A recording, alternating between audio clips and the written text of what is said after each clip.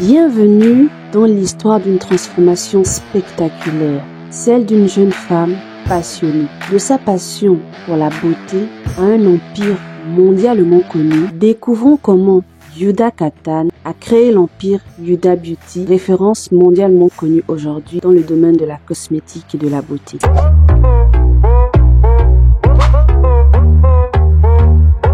Cette femme à elle seule est un exemple de passion, d'audace et de persévérance. À la fin de cette biographie, nous tirerons des leçons essentielles pour pouvoir imiter son exemple et pour nous aider à nous aussi réaliser nos rêves. Commençons donc par le tout premier chapitre de cette histoire, les premiers pas d'une jeune femme complexe. Yuda Katan naît le 2 octobre 1983, ce qui fait d'elle aujourd'hui une femme de 41 ans. Dans une famille d'origine irakienne aux États-Unis, plus précisément dans l'Oklahoma. Elle vit pendant 12 ans dans la ville du Tennessee, puis déménage de temps en temps à cause des obligations professionnelles de son père. Elle fait des études de finance et bien avant de se retrouver dans ce parcours de financière, elle est déjà, parmi toutes ses sœurs, ses 4 sœurs, la plus complexée. Elle a la sensation d'être la plus moche du groupe, le vilain petit canard. Et c'est cela qui la tourne spécialement vers le maquillage pour un peu transformer les traits de son visage, s'améliorer, la skincare et tout ce qui est produit capillaire. Donc, c'est de là que naît sa passion pour la beauté et la cosmétique. Déjà au collège, c'est elle qui maquille sa grande sœur qui a 11 ans de plus qu'elle à cette époque et ses copines, parfois pour aller à des fêtes et des soirées. Donc cette femme était déjà passionnée par le maquillage. Mais rappelons-nous, elle a fait des études de finance. Elle a continué donc dans ses études et a même commencé à travailler dans le domaine. Passons un peu en avant lorsqu'elle déménage à Dubaï en 2008 pour les raisons professionnelles, encore une fois, de son père. Et là, elle commence à faire une activité dans le domaine de la finance, dans les grandes boîtes de la finance, avec toute la passion qu'elle a toujours eue. Vraiment, c'est quelque chose qu'elle dira toujours dans les interviews, qu'elle a toujours pris tout ce qu'elle faisait avec énormément de passion, mais que malheureusement, le domaine de la finance, elle ne se sentait pas à l'aise. Puis, première grande péripétie dans son histoire, elle n'a plus d'activité professionnelle. Et c'est là que ses sœurs commencent à lui rappeler sa passion pour le maquillage. Donc, elle déménage à LA et fait une formation en maquillage dans les bureaux d'Hollywood. Et cette formation-là va lui permettre de rencontrer des célébrités et elle commence à maquiller des têtes d'affiche, des grands visages, des grands noms d'Hollywood. Elle va commencer par Eva Longoria et lorsqu'elle redéménage à Dubaï, elle se retrouve à devoir maquiller les nombreuses princesses de cette région-là. Ça lui met des paillettes dans les yeux, elle s'imagine dans le domaine du luxe et ça lui permet aussi d'améliorer, d'affiner sa touche de maquillage qui cette fois-ci devient très sophistiquée, très glamour, très recherchée. N'oublions pas que durant ce parcours-là, sur les conseils de sa sœur Alia, elle décide de créer un blog où elle partage son quotidien de maquilleuse à Dubaï, ses astuces de skincare et autres. Donc, ce blog-là fait un carton et elle se retrouve à avoir des partenariats avec des marques. Une interview que j'ai regardée à son sujet, elle expliquait qu'en fait, elle avait du mal à faire monétiser son blog. Elle a toujours eu du mal avec ça. Et donc, elle était super fauchée. Elle devait faire des prestations de maquillage quasiment tout le temps. Et entre-temps, elle était enceinte. Elle fabriquait des cils elle-même, c'est-à-dire que c'est elle qui coupait les mèches, elle les collait, elle les courbait, ainsi de suite. Et à chaque fois, lorsque on lui demandait « Où est-ce que tu as trouvé ces cils ?»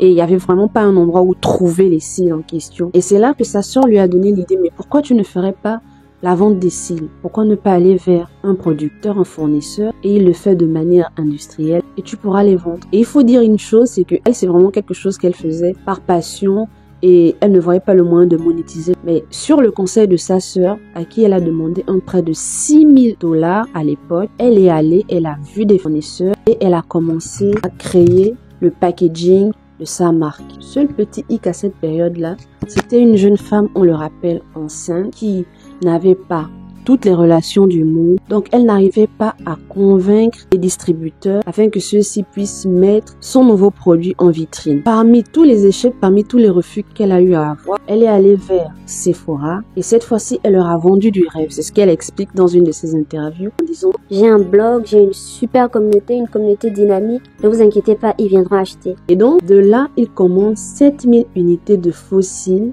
avec pour objectif de les vendre pendant 1 an. Et coup de théâtre, une semaine après, les stocks sont terminés. Ce qui fait de sa collaboration avec Sephora une collaboration super intéressante et qui lui donne l'occasion de continuer, de grandir, de se faire remarquer par les grands noms de la cosmétique. Il est important de noter que pendant tout son parcours, Yuda Katan a dû faire face à de nombreux défis. Premier défi qu'elle avait, mais elle était tout le temps out of stock parce que ses distributeurs n'étaient pas bien organisés, géraient mal la logistique. Donc, l'un des premiers moves qu'elle a fait, alors que beaucoup de personnes auraient pensé que c'est une mauvaise idée, ça a été de prendre la distribution à sa charge, avoir des chiffres d'affaires qui ne reflétaient pas le succès fulgurant. Donc, après un bon audit, après de nombreuses réunions, elle a décidé d'arrêter de faire des sorties de produits toutes les semaines et de se concentrer simplement sur les produits gagnants, ce vers quoi les clients se ruaient toujours à chaque fois. Ça, c'est un excellent mot. On en parlera à la fin de la vidéo. Ensuite, elle a beaucoup travaillé avec sa famille. Sa famille l'a beaucoup soutenue. La majorité de tous les produits, tous les projets qu'il faisait étaient d'abord imaginés par elle et ses 2 sœurs. Puis ensuite, elle mettait en place un système. Il faut noter que le début du nom de Huda Beauty a commencé seulement avec des modèles de fossiles. Au fur et à mesure du processus, avec la collaboration avec Sephora, ils n'ont pas tardé à lancer diverses choses dans la cosmétique, notamment des palettes de fard à paupières, rouge à lèvres et même tout récemment des fonds de teint. Donc, l'empire Huda Beauty a d'abord commencé avec un seul produit. Cette femme est donc partie d'une passion à créer un empire mondialement connu qui fait aujourd'hui référence parmi toutes les marques de cosmétiques. D'ailleurs, elle a reçu énormément de distinctions honorifiques au cours de son parcours et aujourd'hui son entreprise est estimée à plusieurs millions de dollars. Elle a fait partie du classement Forbes des femmes les plus riches de moins de 40 ans. Elle a fait partie des influenceurs à fort impact. Cette femme est aussi une grande philanthrope puisqu'avec l'argent généré par son entreprise, elle a œuvré pour de nombreuses causes. Voici une petite liste des causes pour lesquelles elle se bat jusqu'aujourd'hui. À vrai dire, je pourrais continuer comme ça pendant des heures parce que Yuda Katan et l'empire Huda Beauty, c'est une histoire qui m'inspire énormément, qui montre que quel que soit l'âge, quelle que soit la situation, avec beaucoup d'acharnement, beaucoup de travail et beaucoup de passion, vous êtes capable de réaliser vos rêves. Donc voici quelques leçons que nous pouvons tirer de cette transformation spectaculaire. Première leçon, suivez votre passion. Parce que là où vous mettez votre énergie, là où vous mettez votre force, votre motivation, les résultats parleront d'eux-mêmes. Deuxième conseil, entourez-vous des bonnes personnes. Yuda était entourée des meilleures personnes et c'est ce qui a fait d'elle ce qu'elle est aujourd'hui. Elle aurait pu rester en tant que maquilleuse ou en tant que financière, mais le fait d'être tout le temps motivée, d'être tout le temps soulevée par les membres de sa famille, ça l'a permis de se surpasser. Troisième conseil, observez vos statistiques. Ce sont vos statistiques qui vous permettent de prendre les meilleures décisions pour votre future entreprise ou pour votre entreprise actuelle. Ne laissez pas les chiffres de côté en vous disant que les mathématiques sont trop difficiles ou que les personnes qui regardent les chiffres, ce sont les plus radines. Non. Observez vos chiffres et travaillez davantage pour faire évoluer vos projets. Et le dernier conseil, vous pouvez toucher les étoiles à partir du moment où vous vous êtes donné l'occasion de croire que vous pouvez le faire. Croyez en vous. L'histoire de Yuda Katan montre que l'audace, la persévérance et l'amour de ce qu'on fait peuvent nous emmener vers des sommets insoupçonnés. Elle est partie d'une idée abstraite et a pu créer aujourd'hui un empire mondialement connu et incontournable dans le domaine de la cosmétique. Alors, vous aussi, quel que soit votre rêve, quel que soit votre domaine, ne laissez jamais les obstacles vous détourner de votre véritable chemin. Parce que vous aussi, vous pouvez accomplir des choses incroyables. Rêver, oser, créer. C'est tout pour cette vidéo, j'espère qu'elle vous aura motivé. Abonnez-vous pour ne pas rater les prochaines idées. Chaque jeudi à 17h50 sort une nouvelle vidéo et tous les jours, sort une vidéo courte, que ce soit sur ce compte-ci ou sur mon compte TikTok. N'hésitez pas à vous abonner pour ne pas rater mes vidéos. Si vous êtes arrivé jusqu'à la fin, commentez le mot empire, car c'est de zéro que Yoda a pu créer un empire et que beaucoup d'entre vous, j'imagine, et moi y compris, nous souhaitons nous aussi créer notre propre empire à partir de rien. À la semaine prochaine.